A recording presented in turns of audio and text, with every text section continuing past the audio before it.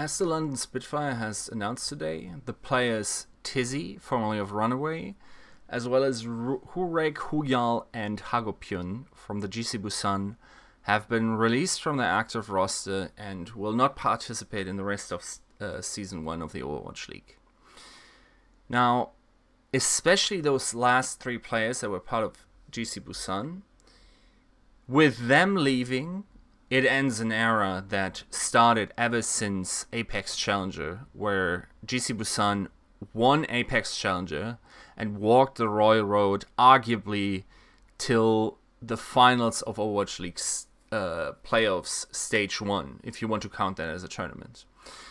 So they won Apex Challenger, they made it into the Apex Season 4.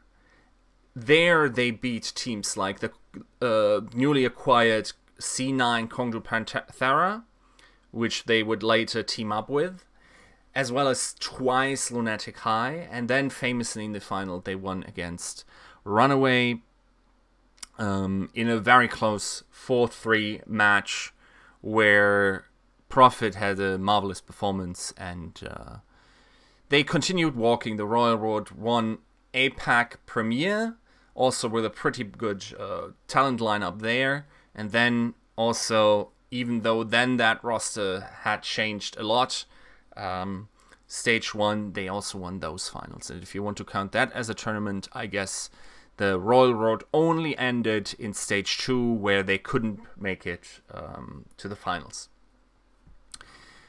Now, GC Busan was known in Apex as an incredible anti-Dave team. So during the time, Dive was obviously all the rage. Lunatic High had just won 2 Apex seasons around it, let's say, at least with the lineup they had with Who Are You, obviously, and then later, okay, the Sombra came in, where Eska played obviously a formidable one, and yeah, but in general, they then in Apex Season 4 seemed to have the number, especially of Lunatic High, where in those matches they had the number of specifically Ru Jae-hong, who they repeatedly dove or dived in the case of Gesture and Profit, and I have a video on this channel about this one, where Gesture and Profit, their synergy on Winston and Tracer basically revolutionized, I say, Overwatch as we know it, and we still see those structures nowadays. So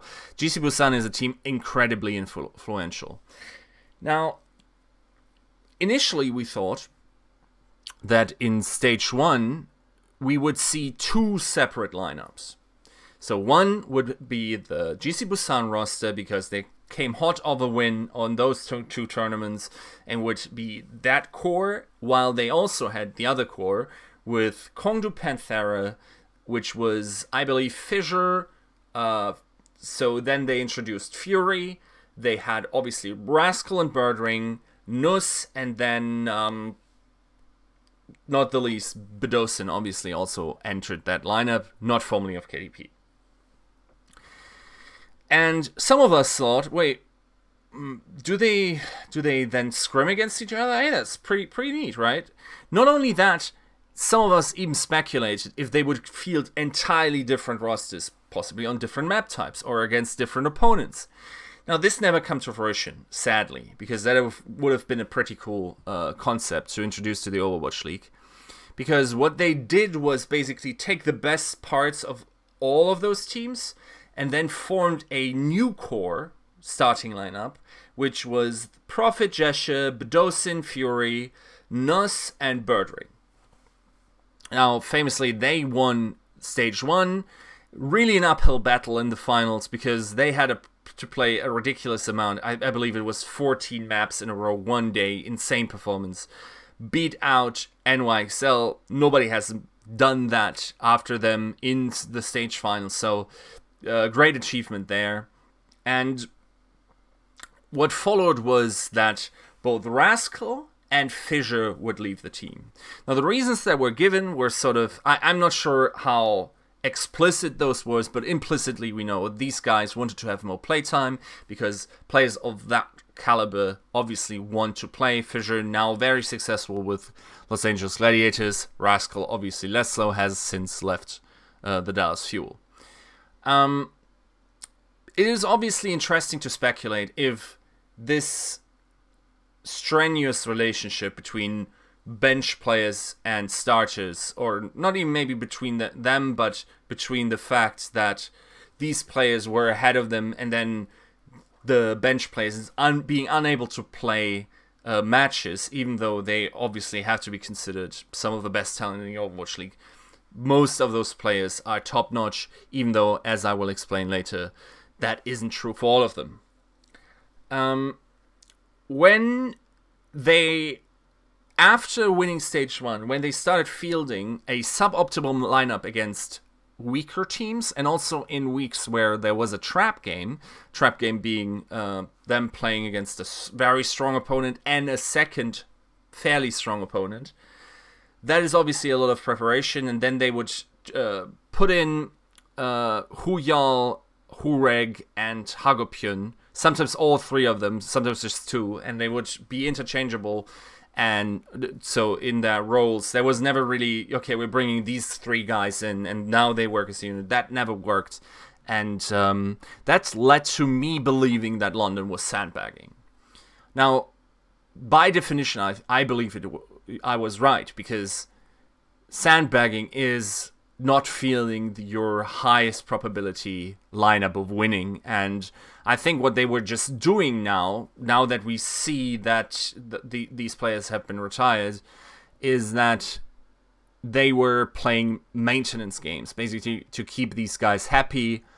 It worked so and so, and ultimately, I have to say, they really conceded a couple of bad losses on accounts to fielding those players. Now, obviously, there were some other player crises, mainly Bertring, but we will talk about this later.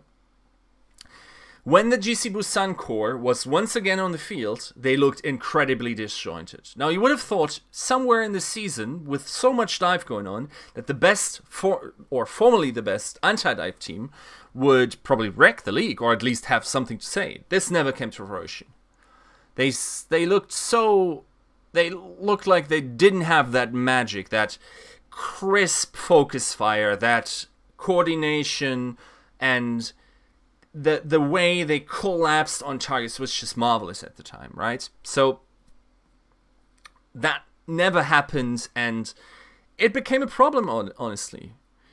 And if we're thinking of their performances, obviously they tried to field them against the NYXL. At least Hooreg, for instance, was.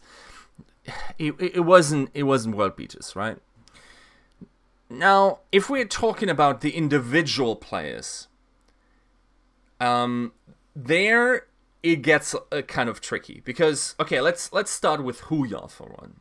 So I thought when Woohyal was first reintroduced in the lineup, he looked terrible. He was. So for Woohyal's level that we knew him from. In my estimate, I thought he was one of the best, if not the best, diver in Apex Season 4. He had an incredible feel for the game. You thought nothing was going past this guy. He could process so much information at the same time. But now also, and we have to be fair to him, the new diva coming in, and him probably also getting less scrim time, which is a huge deal if your role relies on game sense. He didn't look well, but he was definitely the one of those three GC Busan players who improved the most. So he started pretty underwhelming and then worked his way up, and at some point I actually thought, well, he is coming up to be an alternative to Fury, who was a great diva, especially in Stage 1, and was more defensive, and Woohyal could have been the more offensive force that could have propelled them up, because also, interestingly, remember back then in Apex Season 4, there were no micro missiles. Now he learned to utilize them and did so well. Fragged a bunch, and that could have been a valuable tool in the toolkit that London Spitfire had in order to break certain tank compositions or backline dives. We've seen, for instance, Boston dive with 4 players. That would have been definitely a a niche for Woohyal to work in. So Woohyal going out, obviously without us absolutely not knowing what's going on in the team, within them, the intangibles, him being completely out of the lineup has to sting a little bit, right? Now, coming up to the next is Hagopeun. Now, Hagopeun is probably either an average or a slightly below average player in his role in the Overwatch League. In terms of tangible performances, he is completely outclassed by the Bdosin. I'm fairly confident in saying that. Bdosin, not least because I maybe once rated him as the 1B to Jonak, at least in stage 1. If you looked at his stats, we were quite comparable, even though he was getting less resources. Nowadays, that notion becomes more and more questionable, and I think Jonak is just a league of his own now. But certainly Bdosin is still up there in the top 3, possibly with people like Neko comes to mind, for instance, right?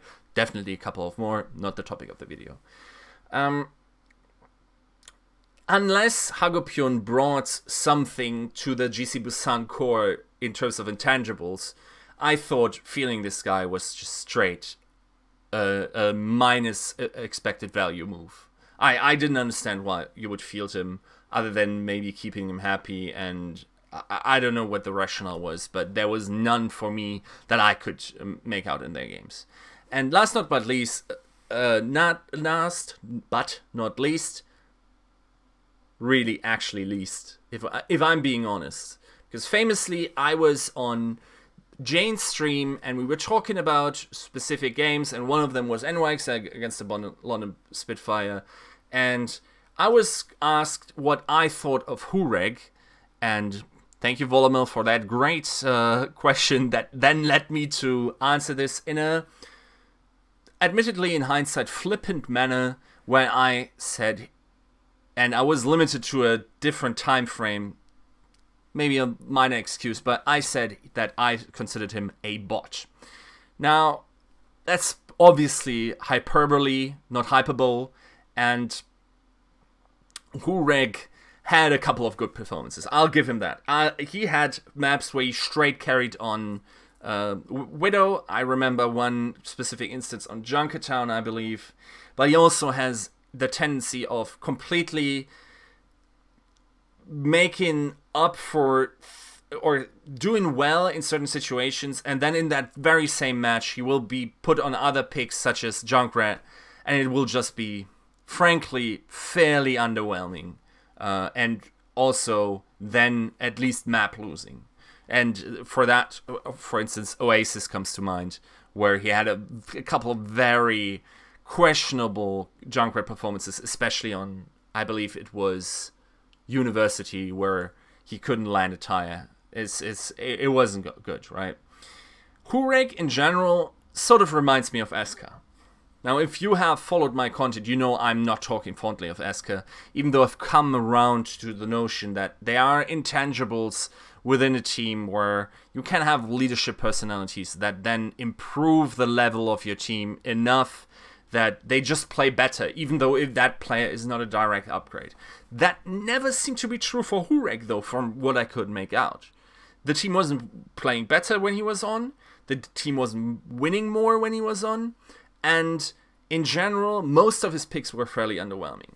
Now, that was a guy that was brought on to either or be in situations where Bertring or Prophet couldn't play specific picks, and, for instance, heroes like Farah come to mind. Now, you would think this guy is now in a hyperbolic time chamber.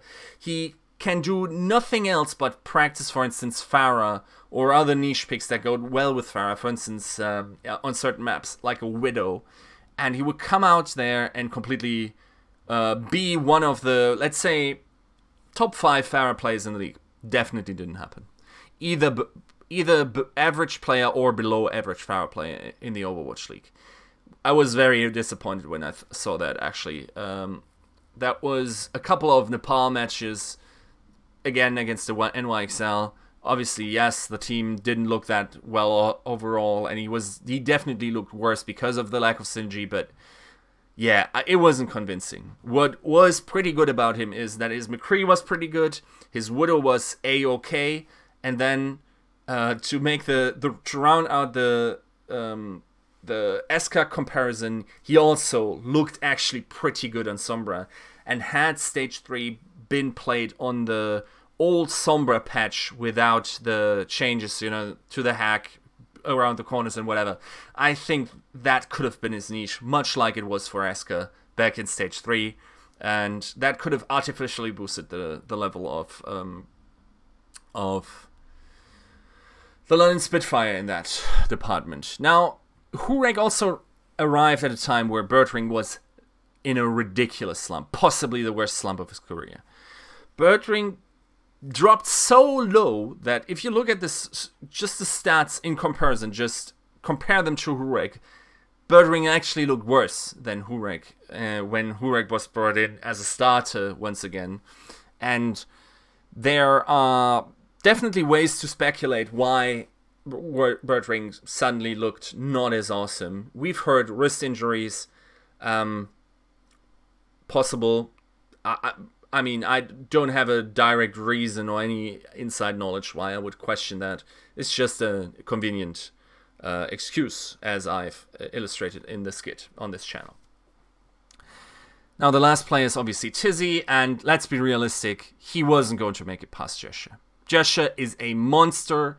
Gesture is still a top 3 tank in the league.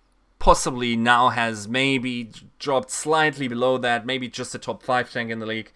Definitely can get up there, but you can not kick him or bench him simply because of the impeccable and sort of revolutionary synergy he has with their star player Prophet, who's still the shining example and is still the one silver lining in a really underperforming team for their skill level, or where we expect them to be.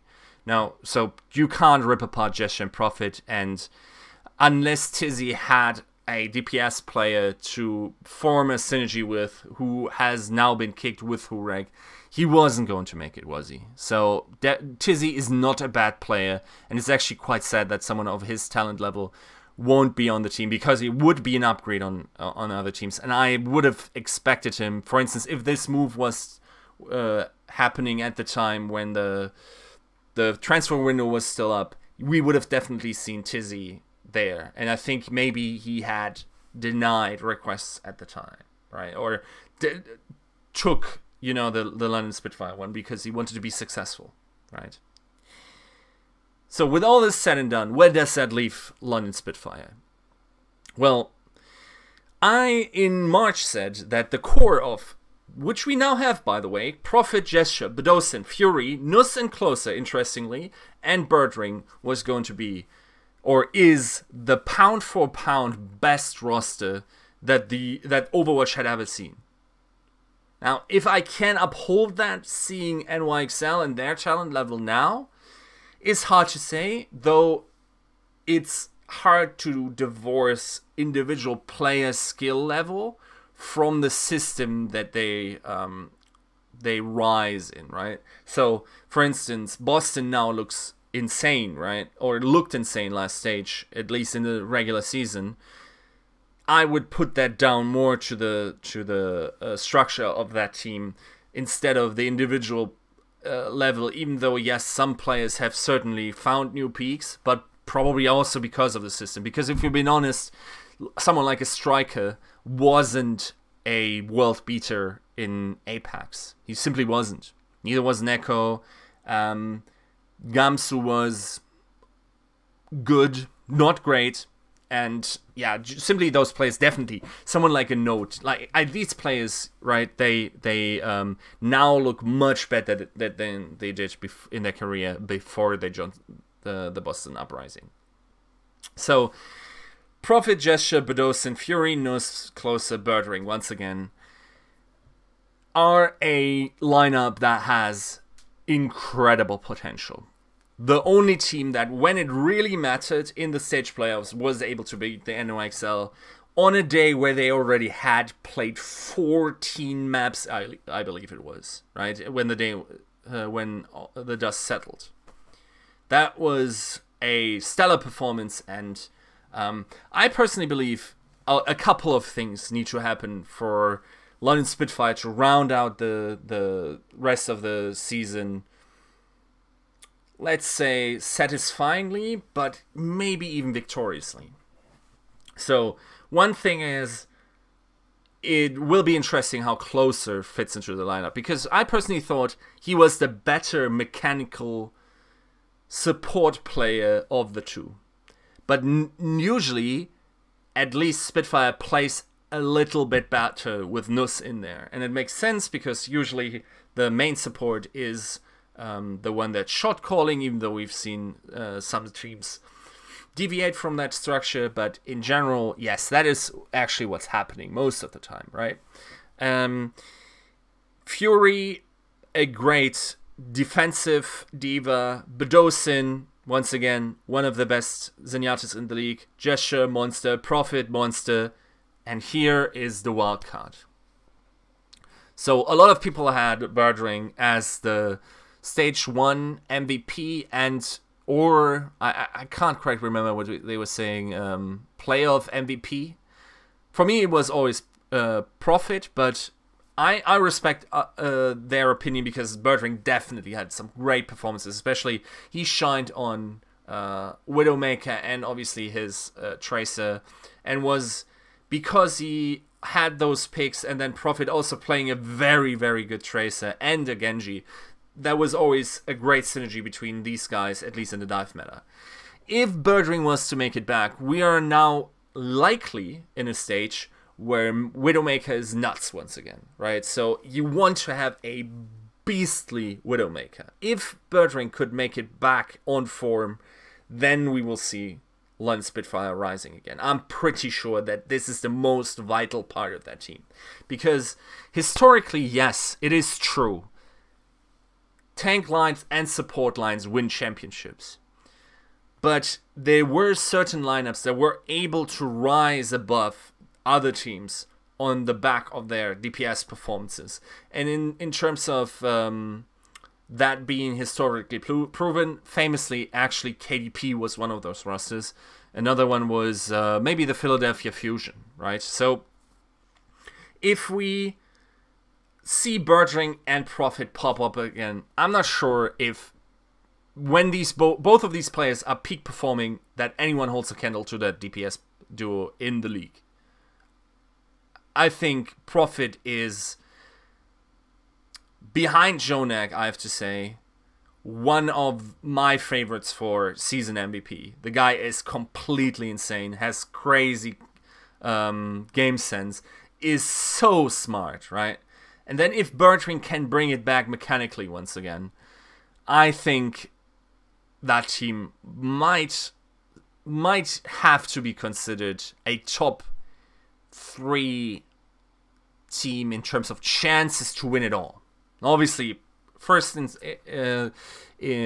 obviously NYXL. You can't give it to anyone else.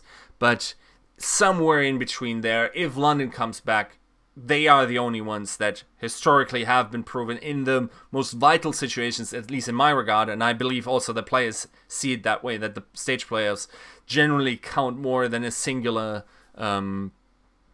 season game.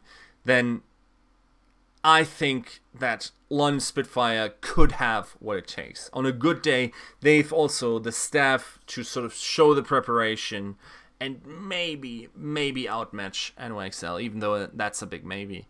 Maybe, once again, maybe another Western team can slot in there. I don't expect Seoul to be that team, definitely. But teams like Boston, even Houston looks very strong in this meta patch. We don't know what the playoff patches will look like, but yeah. So the first goal for London Spitfire, and I think it's very likely that they will achieve this, is going to be managing to get into playoffs. Then there's probably a content patch coming up in terms of heavy balance changes, I would imagine, because there is a month period between stage 4 playoff finals and then this playoffs for the season 1. That's a month off. So I think they have what it takes to prepare for their matchups there, and depending on what changes there and how they acclimate also to this meta, who plays the Brigitte, and so on. These are obviously unanswered questions. I wish I could give you more insight on how they would slot into the meta right now. The problem is they had a pretty heavy week with Houston and NYXL, so because every stage resets my priors and should probably reset everyone's priors as to how the power levels of teams are, I can't give you an estimate where London currently stacks up against, but if I would have to say, I think they're making stage playoffs again. Now, I will leave you with a little clip, which really didn't amuse me at the time, but might be a small hint towards the inner problems that the team had. Maybe that was something that they talked about, that they wouldn't be contesting final points anymore because it was a point of contention. I have no idea. It doesn't look good. But with that, I leave you. Until next time, see ya. The day has finally come. This is for Woohyal. I'm going to miss you. Look at him here. Keep looking. Bye, bye, bye.